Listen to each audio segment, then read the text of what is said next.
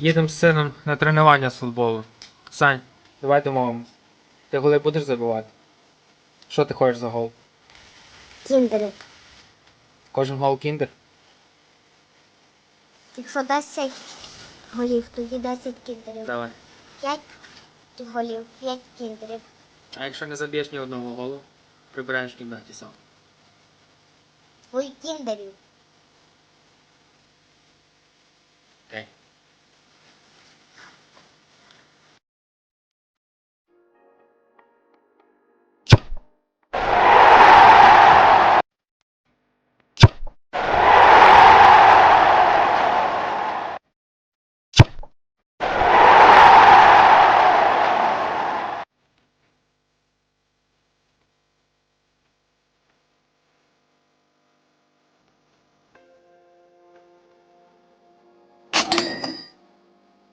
Ну що, мотивація спрацювала?